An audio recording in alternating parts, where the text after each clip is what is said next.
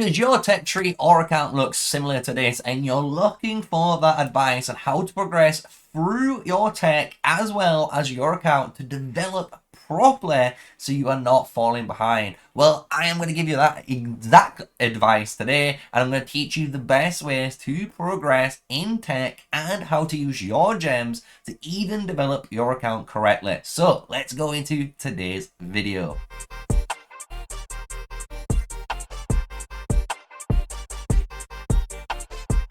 Hello everyone, yes, smash a like, comment and subscribe for more daily videos of me, MrSneakyy, the one and only. We're here dropping in Call of Dragons like always, and basically I'm going to follow up on yesterday's video because you guys really enjoyed the resource debate, talk all about the struggles, right, of war and development. Should you be developing, should you be fighting, and why you keep falling behind and stuff, and Sneaky, why you're not T5 yet? It's because of certain aspects of the game, right?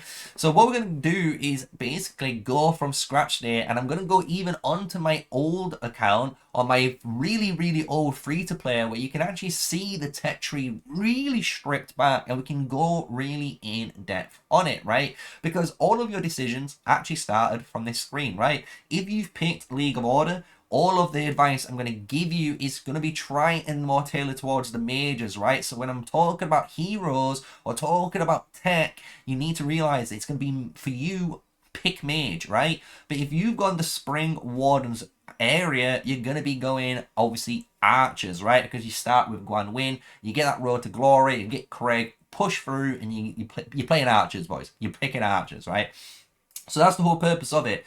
So when we go into development, right, how can you develop your account, right? And one major thing is gem usage. So when you've got gems, there's mainly two things you want to be using gems specifically on, especially on the early game. And that is, if you've not got it yet, and a lot of players will be like, you should have this, obviously your VIP.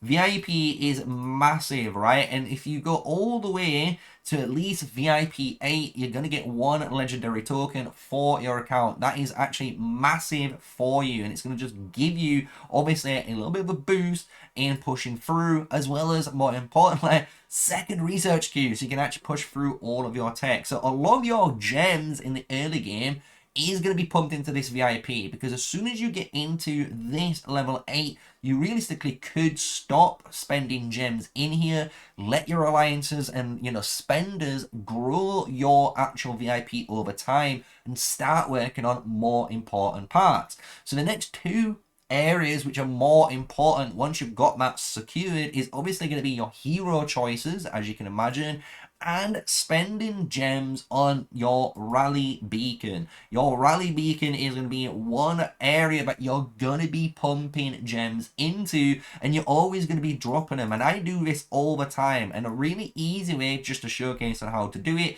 go into your store, pick the right option, go down to the very bottom, hit your treaties, and you can actually just manually put it in. So I actually want to buy 100, there's the 1,000, boom. I don't have to click it 100 times. I can just do it in one go, keep it at 5,000 just for migration purposes, right? And you're going to be doing that a lot. You're going to be pumping in your gems into your rally beacon, because the sooner you get this building completed, it's going to be a massive weight off your chest, because this is one of the heaviest requirements in the entire game, especially for gems. As you can see, it's 5,000, and you need to put another 0 now. That's 50,000 gems just to upgrade this to the final one. Then you got 30,000 gems for the prior ranking, and it's just nasty, guys, right? So you're gonna be spending gems into this trees, and by doing that, over time, your watchtower, I promise you, you can see mine is very close.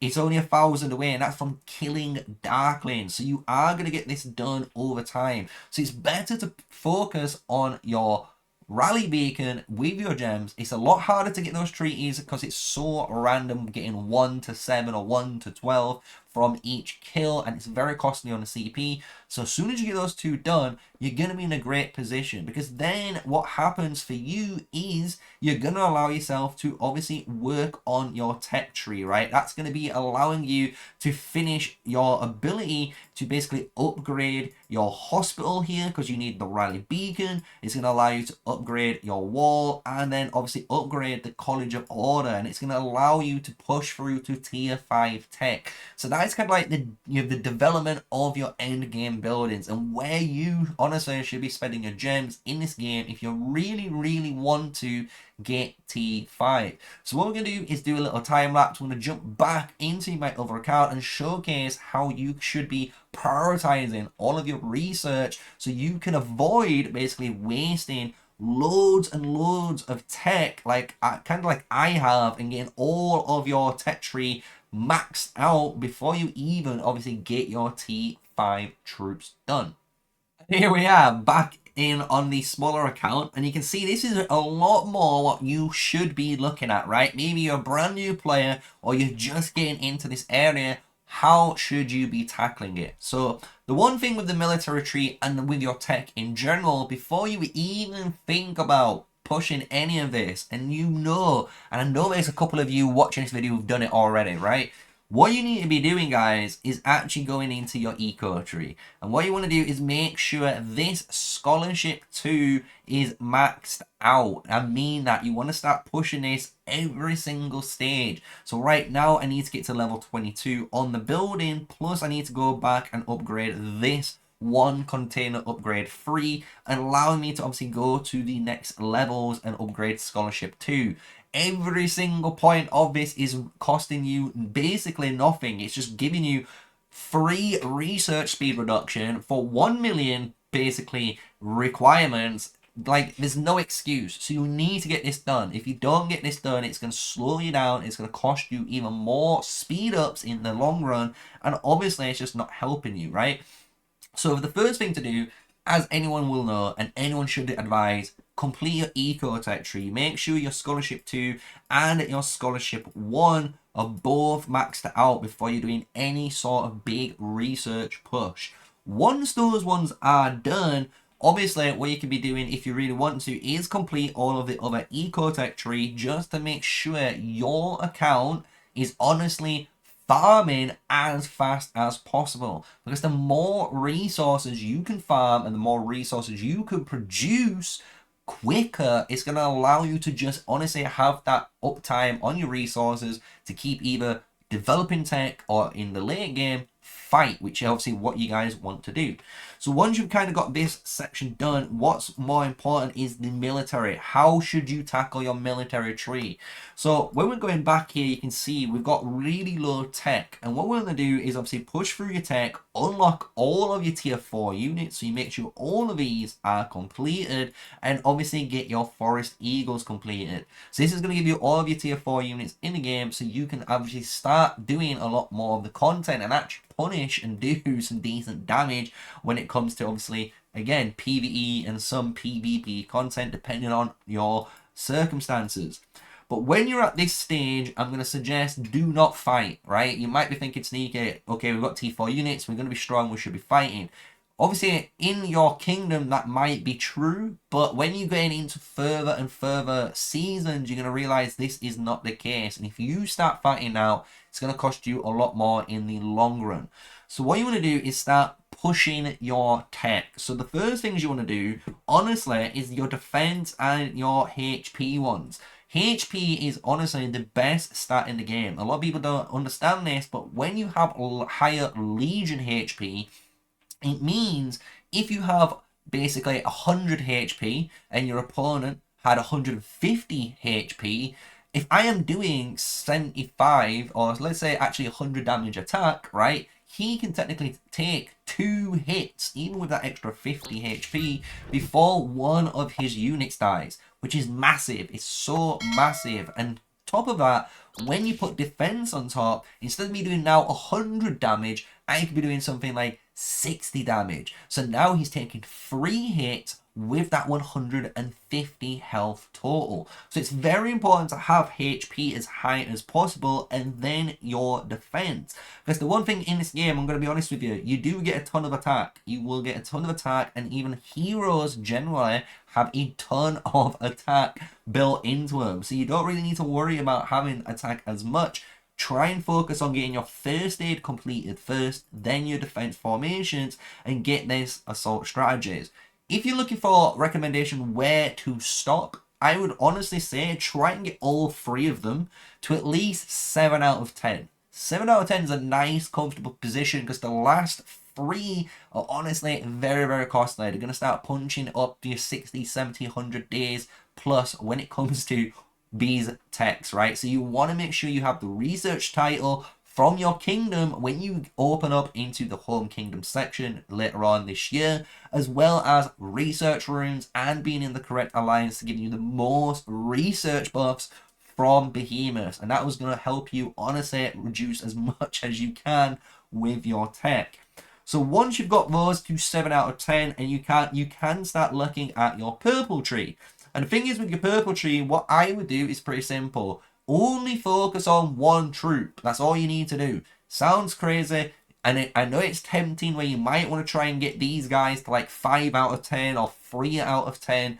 But any resource, any speed up you place into any of these new, tech trees, which isn't going to be your designated first T5 unit, you are wasting time, and it is a massive time waste for you, because all of those speed ups you could have used in any of this area, especially like I have when I've got all mine almost 9 out of 10, I could have easily used all of those speed ups and resources to max out this 10 out of 10, as well as assault strategies 10 out of 10, as well as even the resources and speed ups to complete the actual tech itself, right?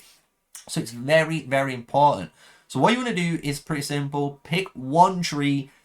For me, I'm picking archers, so I would be a archer main. Just only go for these. Once I've completed all of the archer ones, I would then go for the mage unlock. Unlock all of your mage units next. Then afterwards, I would actually go for your infantry units. Make sure you get these third, because the thing is, infantry look like they're going to be really good to use in the future of the game. But for free-to-play players and low spenders, you can imagine range is superior as of now. It just gives you the most chance to fight, which is obviously what most people want to do. And then at the end, I would go for cabs. Unless you're obviously a cab specialist or you're a cav main, obviously you're going to unlock cabs first. It's completely different to what I'm saying. But for the large portion of players watching this video, you are either going to unlock archers or mages first, depending on what civilization you've picked from the intro, and then you're going to move on, right? So that is the tech side of things. That's how you want to develop into your tech tree. So we've kind of gone over, obviously, so far the trees and obviously unlocking with gems, and now we've gone through the tech side. And now the last part, you're probably wondering, okay, Sneakyy, we've gone through all that, but now heroes. How do I develop my account? Because if I'm spending all these gems everywhere else, how am I not going to, how am I going to get these heroes? I'm not going to get them, right? And it's pretty simple. Depending on which hero or archer, mage type unit you're going to play, this is the way I would look at the game. If you are simply playing mage, I would honestly not unlock anyone apart from your Bertrand in your generational heroes. Because the thing is, if you look at all of these G1 based heroes, there's not a mage, right? There's no G1, insane G1 mage apart from Valen, right? You don't unlock Kanara like a wheel commander or like that. You don't get to unlock someone like your Madeline, for example, in this season. So don't worry about it. Keep all of your tokens and invest them maybe later down the line once you've got a good foothold. But what you're going to do is unlock Bertrand. Bertrand is going to be one hero you are going to be unlocking as a mage unit. And if you know this, you can tell he's a generational 2 based hero. You can be using your gems all the way up to basically your first season, maybe halfway through the, beginning of the second season, and then unlock the hero. All you gotta do is spin him 10 times, at least twice, and you've unlocked him, because you will always get 5 heads from those chests. And if you unlock this hero, all you're going to have to do is use your generational 2 tokens you've earned through that season to invest into him. Now, it's a little bit different if you're playing archers, because archers, as you guys know, get obviously Syndra and Freyga, you also get Kanara, and as now of it, you get Magra and Zeta, and all of this is quite insane. So if you're playing archer and you're trying to figure out, okay, what should I do? My advice is pretty simple. Season 1, it's going to be a bit of a struggle, but I would honestly recommend every archer player to unlock Kanara. You just need this hero. She's too good as a defensive option currently in the game for an archer based setup, right? So you're going to unlock for Kanara, and what I would do, sounds crazy, but I would skip generational 2. I would actually skip generational 2 commanders and not worry about them, because all of those generational 2 sculptures you have earned, you can honestly put into your Kanara and actually awaken them. Because the thing is, and this is the sad, harsh truth by saying this, Magra and Zeta are performing better than Syndra and Freyga. So the thing is, why go for the, you know, worse DPS comp when you go for the better DPS comp next season? And that's kind of the beauty of it. You can awaken your Kanara with your G2 tokens you've earned. You can save all of those gems you've obviously got through your second season in there. And then you can either decide to pump them into your treaties if you need treaties and get your T5 closer, or you can spin the wheel to get Zeta, right? Or you can spin the wheel of destiny to try and get Magra, right? Which is a really good option for most players that I think would be personally better than trying to go for Syndra and Freyga and obviously keep trying to unlock every single hero, because that's not an actual strategy for low spenders and obviously free-to-play players in this game. So I'm just going to be honest with you. You need to be very, very stingy with your options. And maybe I might go through a new, you know, ultimate guide on how you can go, you know, from season to season as a mage player, arch player, you know, infantry player, and so on how you can invest. But that is the best way of explaining it. And if you follow those instructions, honestly, throughout this section of the video, you should be in a good place, because you should have learned, hopefully, from listening to me, the ability to spend your gems on your main rally beacon, because it's going to be so hard to get this thing up from season to season. Then on top of this, right, if you are going for your tech, we've gone through exactly how you should be punishing through your tech. Make sure you're only using one of those tech trees. Don't be like me, like I have done on my main account, and max out all 4 tech trees. It's going to cost you too much resources and time in the game over the long run. Then, on top of all that, we've gone over those heroes, right? So just make sure you're going for the correct heroes per season, and don't feel pressured to obviously spin for every single hero. You don't need to do that, especially as a free-to-play low spender, because right now it does look like you can run 2 free archer marches or 2 or 3 mage marches in the future. So why not just plan for the future, not worry about this early game too much, and just focus on developing your account, getting those T5s unlocked, and start smashing those opponents, right? So I hope you guys enjoyed this video. I know it's a little bit different, hopefully good information has come out of here and you've enjoyed listening to me through it. And if you have, you know what to do. Smash that like, hit the comment section below, and with all of that, hit the sub button, boys, and let's keep growing this channel. We're over 5.6k subs now, which is great to see. Closing down to 6,000, right, and going towards that 10,000 subscriber goal for Call of Dragons. So with everything said and all of that outro, stay safe, guys, stay sneaky, peace out.